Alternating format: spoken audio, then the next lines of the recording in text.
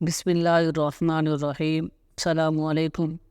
حضرت عمر بن مسلم کا بیان ہے کہ ایک گورگن نے اپنی زندگی کا واقعہ اس طرح بیان کیا کہ میں نے ایک مرتبہ 3 مردوں کے لیے لگاتار قبریں کھودی۔ میں 2 قبروں کو کھود کر تیسری قبر کھود رہا تھا کہ مجھے شدید گرمی محسوس ہوئی۔ میں نے قبر پر کمبل ڈال دیا اور اس کے نیچے سائے میں بیٹھ گیا۔ اس دوران میں نے عجیب منظر دیکھا کہ 2 شخص شہابی گھوڑے پر سوار ہو کر آئے اور پہلی قبر پر کھڑے ہو کر ایک شخص نے دوسرے شخص سے کہا اس پر لکھو۔ دوسرے شخص نے کہا کہ میں کیا لکھوں؟ پہلے شخص نے کہا 1 فرسخ طول اور 1 فرسخ عرض۔ اس کے بعد یہ دونوں شخص دوسری قبر کے پاس آئے اور ایک شخص نے دوسرے سے کہا لکھو۔ اس نے جواب میں کہا کیا لکھوں؟ چنانچہ اس شخص نے کہا کہ لکھ تحت نگاہ۔ پھر دونوں تیسری قبر کے پاس آئے اور میں اس کے اندر سائے میں تھا۔ ایک نے دوسرے سے کہا لکھ۔ دوسرے نے کہا کیا لکھوں؟ اس پر پہلے شخص نے کہا لکھ شہادت کی انگلی اور انگوٹھے کے درمیان کا فاصلہ۔ اس منظر کو دیکھنے کے بعد میں بیٹھ کر تینوں جنازوں کا شدت سے انتظار کر رہا تھا۔ چنانچہ ایک جنازہ آیا، اس کے ساتھ بہت آدمی تھے۔ میں نے پوچھا یہ کس کی میت ہے؟ لوگوں نے بتایا کہ ایک عیال دار غریب بہشتی شخص ہے، اس کے پاس کوئی سامان نہیں تھا، ہم نے اس کی تجہیز و تکفین کا سامان کر دیا۔ یہ سن کر میں نے قبر کھدوائی کی مزدوری کی، لوٹا اس کے گھر والوں پر خرچ کر دوں اور اس کی قبر میں دفن کر دیا گیا۔ پھر دوسرا جنازہ آیا، اس جنازے کے ساتھ ندا دینے والوں کے علاوہ اور کوئی نہ تھا۔ یہ جنازہ اس کی دوسری قبر کے پاس آیا جس کے بارے میں دونوں سواروں نے تحت نگاہ کہا تھا۔ میں نے پوچھا یہ کس کا جنازہ ہے؟ لوگوں نے بتایا یہ ایک مسافر غریب الوطن ہے، نہایت بے مسکینی، ایک گھوڑے پر مرا ہوا تھا۔ چنانچہ میں نے اس کی قبر پر کوئی مزدوری نہ لی اور پھر وہ دفن کر دیا گیا۔ پھر تیسرے شخص کے لیے عشاء تک انتظار کیا۔ عشاء کے بعد جنازہ آیا، میں نے پوچھا تو لوگوں نے بتایا کہ مشہور اور سرمایہ دار خاندان کی بااثر عورت کا جنازہ ہے۔ اس کے جنازے میں لوگوں کی بڑی تعداد شریک تھی۔ عورت اس کی تیسری قبر میں دفن کر دی گئی جس کے بارے میں دونوں سواروں نے کہا تھا 2 انگلیوں کے درمیان اس کی قبر کی وسعت ہے، لا یموت فیہا ولا یحیا۔ اس آگ میں کافر نہ مرے گا اور نہ زندہ رہے گا۔ رسول کریم صلی اللہ علیہ وآلہ وسلم کو خواب میں ایک انتہائی بدصورت اور مکروہ شکل کا آدمی دکھایا گیا جو مسلسل آگ جلا رہا تھا اور اس کے گرد دور دوڑ کر اسے بھڑکا رہا تھا۔ رسول اکرم صلی اللہ علیہ وسلم نے جناب جبرائیل علیہ السلام سے پوچھا یہ کون ہے؟ جناب جبرائیل علیہ السلام نے بتایا انہو مالک خازن جہنم، اس کا نام مالک ہے اور یہ جہنم کا داروغہ ہے۔ گویا کہ داروغہ جہنم آج بھی جہنم کی آگ بھڑکا رہا ہے اور قیامت تک مسلسل بھڑکاتا رہے گا۔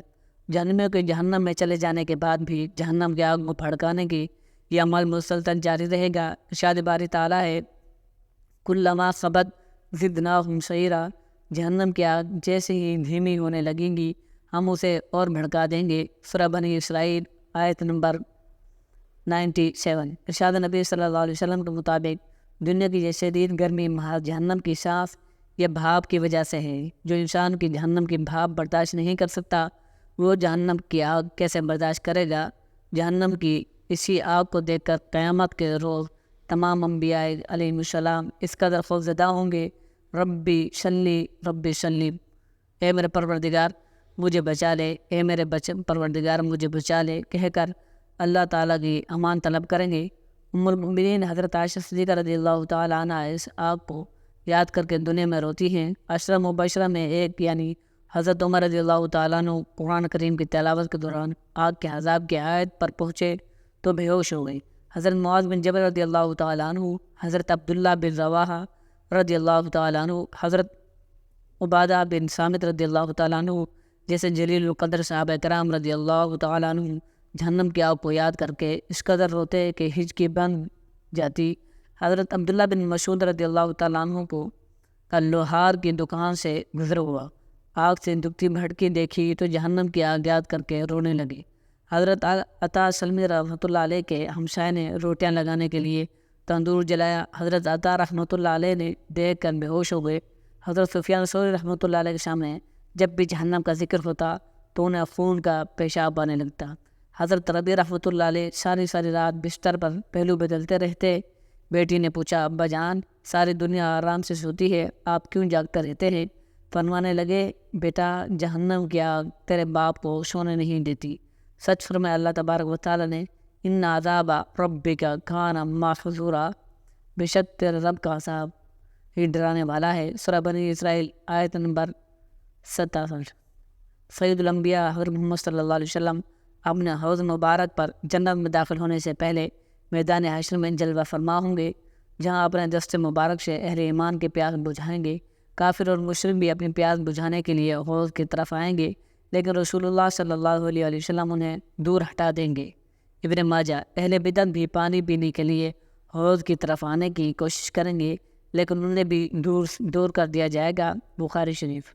کافر اور مشرک اور بدعتی لوگ محشر کا طویل عرصہ پیاس کی شدت میں ہی گزاریں گے اور پھر اسی حالت میں جہنم میں داخل کر دیے جائیں گے۔ سورہ مریم آیت نمبر 86۔ جہنم میں جانے کے بعد جب یہ لوگ کھانا طلب کریں گے تو انہیں تھور کا درخت اور کاٹنے دار گھاس دیا جائے گا۔ جہنمی بادل ناخواستہ ایک ایک لقمہ کر کے حلق میں اتاریں گے، جس سے ان کی بھوک نہ تو مٹے گی، البتہ ان کے عذاب میں مزید اضافہ ہو جائے گا۔ یاد رہے، تھوہر کا درخت اور کانٹے دار گھاس جہنم میں ہی پیدا ہوں گی، جس کا مطلب یہ ہے کہ وہ دونوں کھانے کم از کم اتنے گرم تو ضرور ہوں گے جتنی گرم جہنم کی آگ ہوگی۔ دوسرے الفاظ میں یہ کھانے آگ کے انگارے ہوں گے۔ جہنمی اپنے بھوک مٹانے کے لیے نکلے گا۔ جہنم کا کھانا دراصل جہنم کے عذاب علیم کی ایک ہی بدترین شکل ہوگی۔ اللہ کی پناہ، اللہ تعالیٰ تمام مسلمانوں کو اپنے فضل و کرم سے جہنم کی آگ سے پناہ دے، آمین۔ جزاک اللہ۔